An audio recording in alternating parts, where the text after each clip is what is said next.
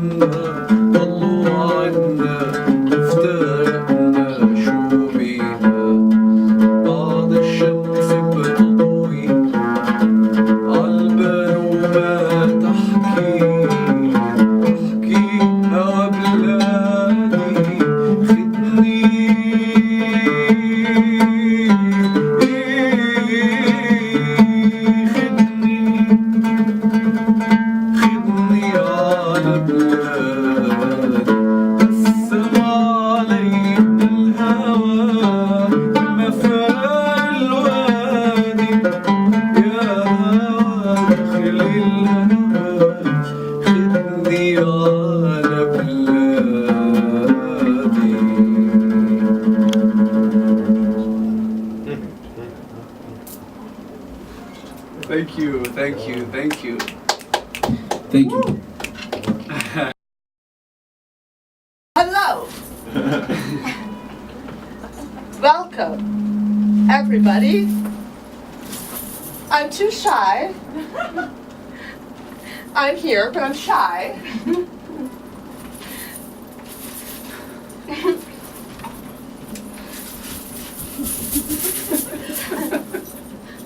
Welcome to tonight. Thank you. Let me put the third eye back in place because it's very important to have the third eye in place. And we're all participating in a wonderful evening of experiment and poetry because we all love a little poetry in our lives and we all love a little music in our lives as well. So let's clap again. And we're all witnessing. I'll creep over as I get closer to the microphone because I'm shy. But I'm not. But thank you for coming and witnessing something that I don't think many people in this city are witnessing right now, except on Facebook for you out there in my Facebook world. Right? Right. So, without further ado, shall I introduce for you my monsieur. Shukran. What's his name? What's his name? I think we go for a new name now, no? Al Hawili. What are we? We are the Al Hawili Band. I want to thank Malka for this beautiful show she just put. And I'm gonna sing a song for the Egyptian legend called Muhammad Abdul Wahab. It's about the traveler who's traveling alone. Let's do that. Yeah.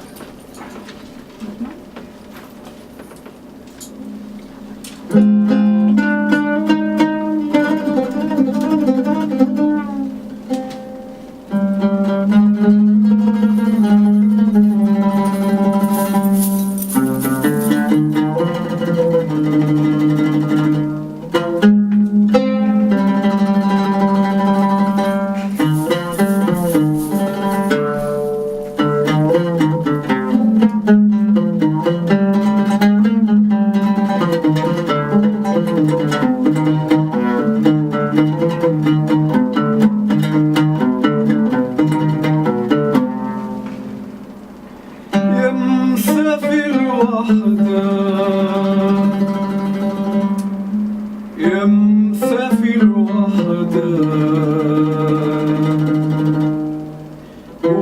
وفايتني ليه تبعد عني ليه تبعد عني وتشغلني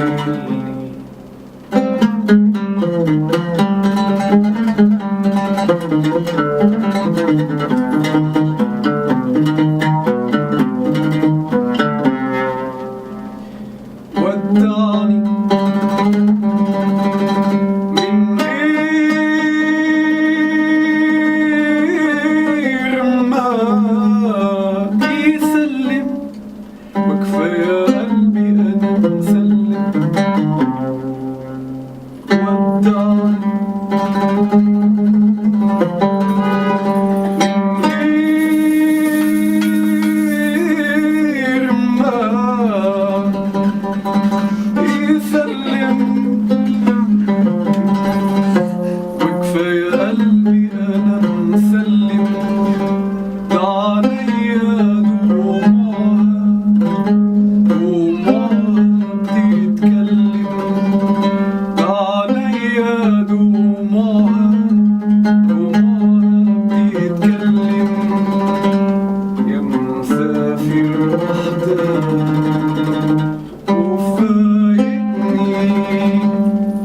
ليه تبعد عني وتشغلني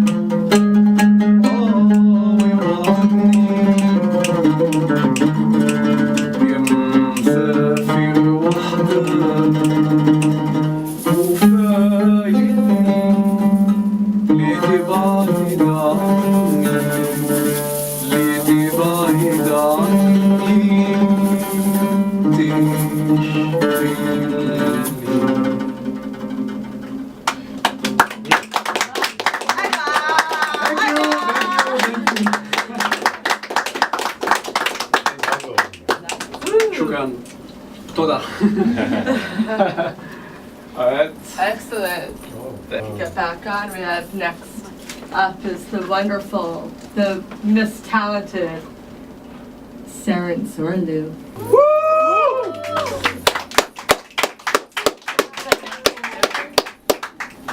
Hello. Hello. So, this is a very unplanned piece right now, and then I'm gonna later do my planned piece. I'm not gonna fucking look at your face either. I'm just gonna look up. Pretend I'm not here. I'm gonna stop collecting all these pieces of you. I'm literally holding on to these little tiny things. The way you move your arm, the way your lips move, the tone of your voice, the way you smell.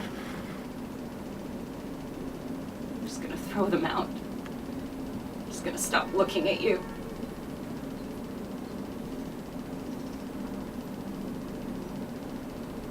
I'm gonna look at myself.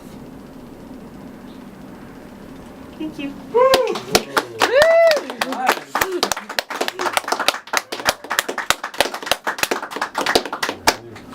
Okay, our second song will be about heart. It's called My Heart is My Guide. أنا قلبي دليلي.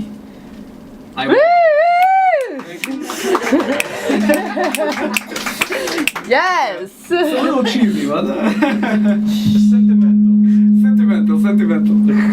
That's a better way to put it. No, that's not. That's how not true it is. Yeah, that's how not true it is. That's how not true. It's also from the Egyptian heritage from the 60s, 70s. I wish I was born that time.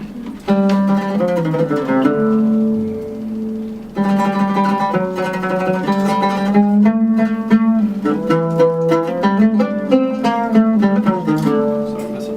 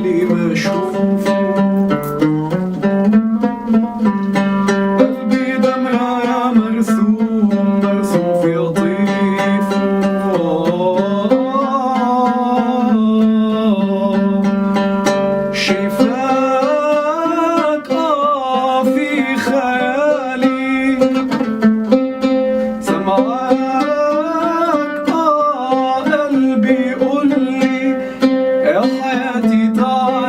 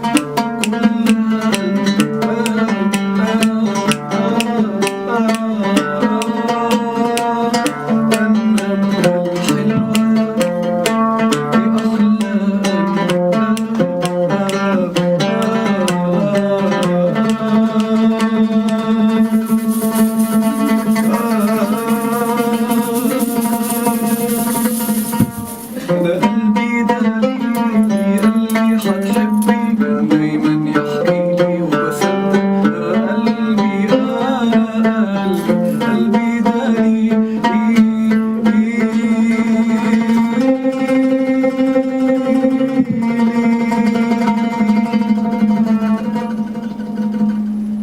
you, everybody.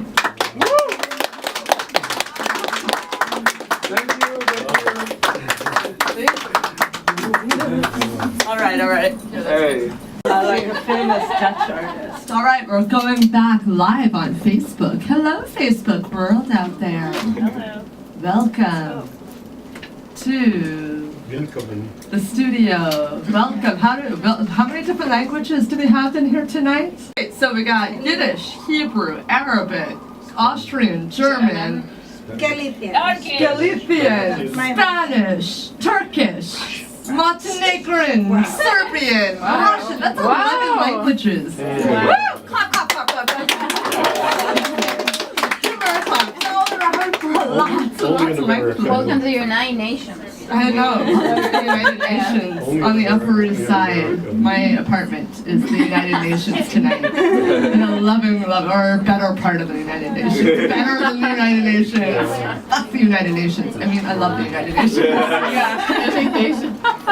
And now, if you want to close your eyes, you can. This is your own imagination.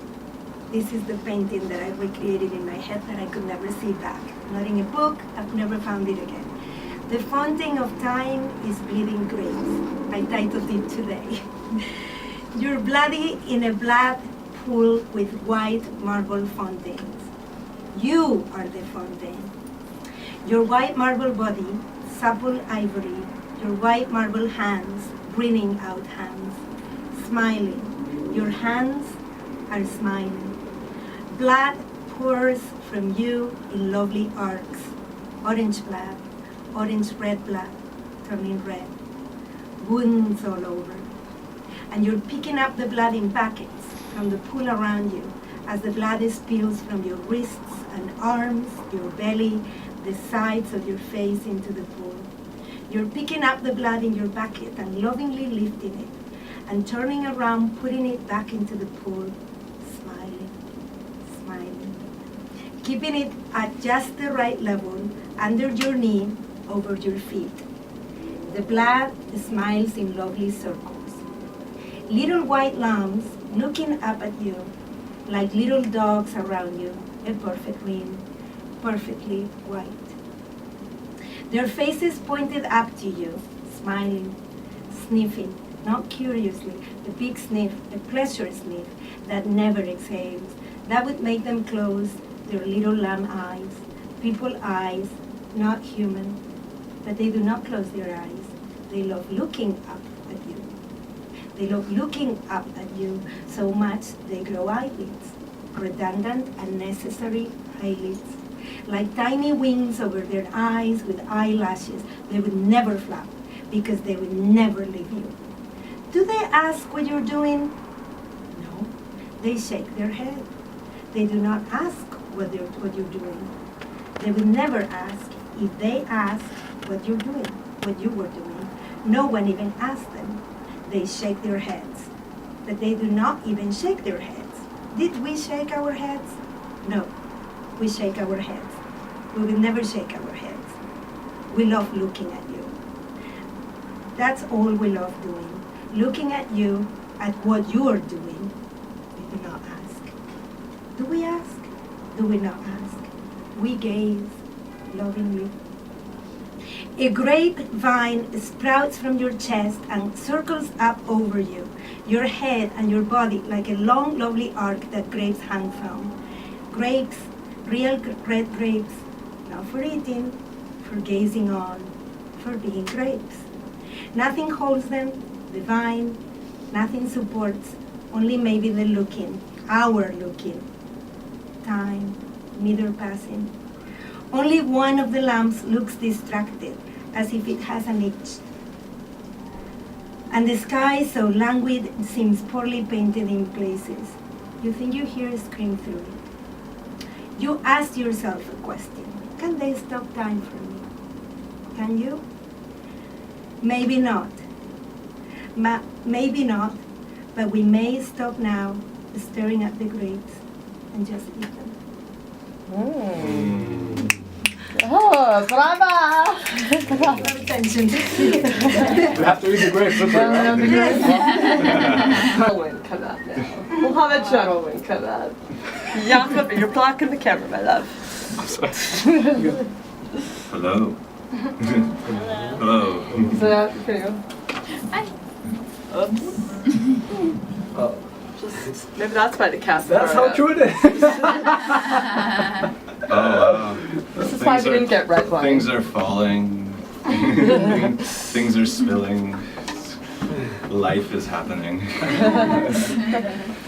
I love poetry evenings like this. It feels like you're among like the great spirits of, artists of old. And Paula invoked so many, and so many have been invoked here. I guess this little love letter poem was inspired by a New York Times review of Leonard Cohen's poetry that Abdullah sent me, and it was really funny because the review was actually very negative. the reviewer was very like.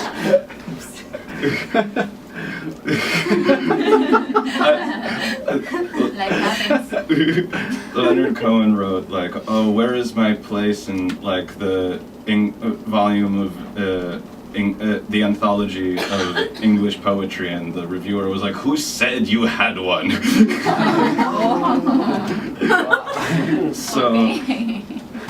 So this poem is entitled "The Biographer: A Love Letter."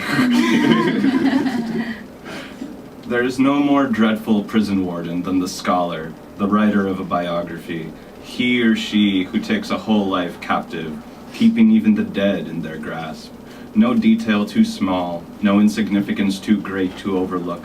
The scholar who is the biographer takes on a role similar to the jealous lover, relentlessly searching through days and days of text messages, long email correspondences, and even tax receipts.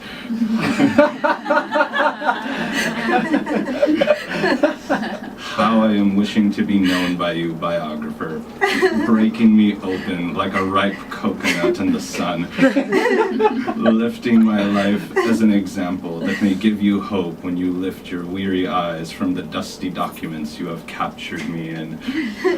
I am the footnote in your encyclopedia, a featured article in your scholarly magazine.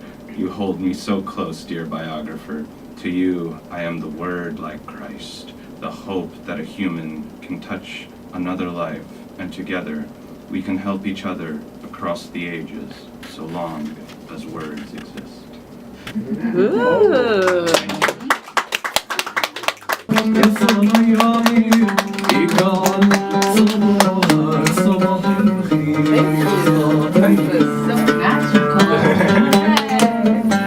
All right, so are we ready to do this podcast? Ceren, our Turkish princess. Today.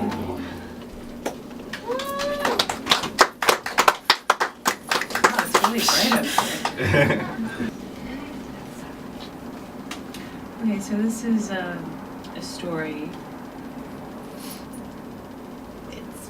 I'm going to put this out there. Not based on anyone in particular, but a collection of things. So it's just, it flowed better if I put it all together the way it came together. So, I met him at a party.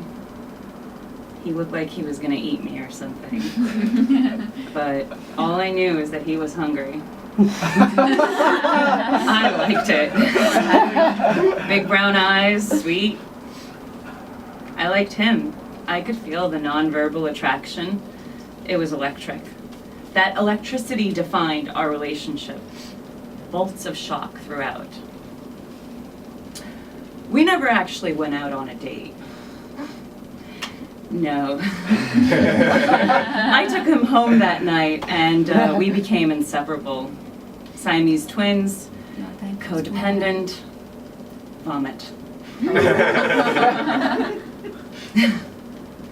He needed a girl to be his biggest fan, but He didn't do much to warrant that kind of worship. Still, I praised him and gave him my undying devotion, attention and care. I wanted him. I wanted him all the time. We just physically fit so well. And he was easily moldable to whatever story I made up of him in my head, which made the sex amazing. I felt powerful. We had so much love. An absolute, utter lie. What we had is what I like to call today dick in vagina syndrome, also known as warm body syndrome. But it was okay because our denial of it all was what made us so perfect. He moved in unofficially. It all started with him leaving his book bag at my place, then his shirt, then his bike, and all of a sudden my apartment was his personal storage unit, conveniently located in Manhattan, versus his train ride back to Queens, where his mother would make him dinner every night. Nice, good Greek food, because he was a good Greek son.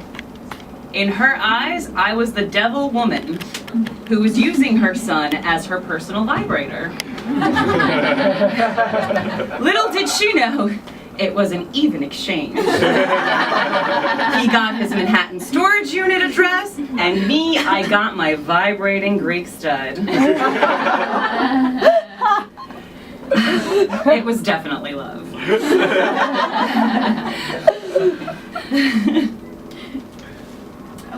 We were so perfect. I slowly started cracking. His bike, his book bag, his PlayStation, the amount of his crap growing in numbers, multiplying, adding, piling up, invading my life. I overlooked the small flaws that he had. The lack of employment and his drug addiction. I mean, we were so perfect. We were a perfect fit. When we would lay down, our bodies would mold into one being. Our toes would interlock in one ultimate intimacy and surrender. We loved each other so much. We started fighting. Well, rather, I would talk and say things, and he would kind of just not listen and walk away. Little did I know, every time this would happen, he would find some little girl to sleep with. At this point in time, I had no choice but to make allies with his mother, introducing myself as her son's savior and concerned girlfriend, potential daughter-in-law. She was welcoming and advised me to look through his phone and look at his stuff and give him an ultimatum. I did. We loved each other so much! Oh, he didn't care. He didn't care about anything but himself. At this point, our whole relationship became a challenge to me. The only way to get rid of him or to keep him around was to become his mother. If he ran to me to get away from her, would he then run from me to someone new? Unfortunately for him, the little girls that he hung around were clearly smarter than I was. And didn't take him into their home like I did. I was the lucky one. Stuck. We definitely were in love. So in love. His big brown eyes looked more and more dopey and brown underneath than the sparkling jewels I would kiss before going to sleep. I started wondering if I was the cause of his addiction.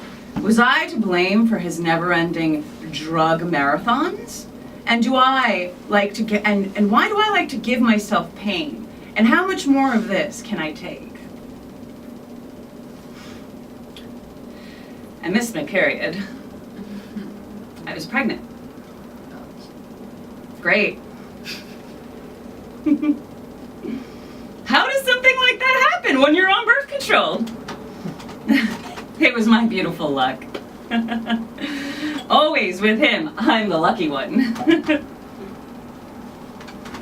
The chosen one. To be with such a stud, as his mother would put it. My Greek warrior. My handsome Greek boy. We loved each other so much. Her warrior couldn't buy groceries, let alone help pay for an abortion. It was the lowest point I reached. I wanted to keep the baby, to at least show that there was love there, and that the child was made with love. We created this beautiful being out of electric hunger and passion for each other. I was starting to tell myself stories again, to justify the shittiness of the situation and how selfish all of it was. I had an abortion. It was painful. He started using drugs again. Even more at this. Just so he would stay with me and not go out and find another girl that he's gonna escape with. I wanted to see that hunger again in his eyes. I wanted it so desperately. I needed it. But all I got was the exact look that his mother gets. I could hear her saying in my head, "That's my handsome boy!" I officially lost touch with reality and stopped seeing the situation for what it was. I started clinging on to the imaginary story in my head. We love each other so much. We love each other so much. We love each other so much. We just love each other so much. I stopped caring about everything and everyone around me. He became my one and only driving force. I was worse than his mother at this point. I was addicted to him. He was a permanent fixture in my painful masochistic saga of love. We love each other so much. I would just repeat that over and over in my head. He stopped coming by again. All he would do now was go over to his friend's house, play video games. Nothing I did would ever entice him. He had left me a long time ago. I became an object in the storage unit, part of his stuff. He took his bike out more than me. He was no longer hungry. He was no longer happy. He was no longer me or the story I can mold him to be. He was writing his own stories of nothingness in video games. One night, after we had a fight, he walked out, as usual, to go be with his friends. He texted me that he wanted to talk. I couldn't believe it! Great! He wanted to talk to me? I'm so excited! I wanted to know when. He asked me if he could come over. I told him I was stepping out and would meet him outside, but it was great of him to finally want to talk. The doorbell rang and I opened it with glee. To behold him and his friends, 2 friends, standing half drunk, high, waiting for me to invite them in. And him giving me the look of, you know you want to be a good hostess, right? You know you want to invite my friends in, so you know, I love you, right? Not that I want to eat you look. No, none of that. At this point, I had to take a deep breath. Close my eyes for a moment because I could no longer bear the amount of inconsideration, selfishness, and mockery I felt emulating from him, mixed with the pain and rage I felt at the pit of my stomach. When I opened my eyes, and my mouth opened as well, to only say one quick line. Please leave. They all looked at each other, confused. I said it again. I would appreciate it if you all left. His face turned into a hyena at this point, imitating a smirk as if he was getting some sort of kick out of my clear disappointment. That's when I screamed at the top of my lungs, "Get the fuck out of my fucking apartment now!" I pushed him out, slammed the door, never returned his call, blocked him from my phone, threw out all his disgusting crap. Good luck and good night, Greek warrior. That's my boy. Bye-bye. the end.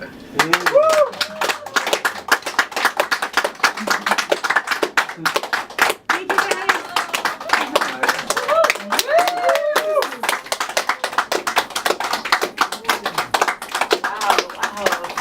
Thank you so much for sharing that one. I think we all just need to take a deep inhale and breathe that one out. Wow, Ceren, thank you. All right.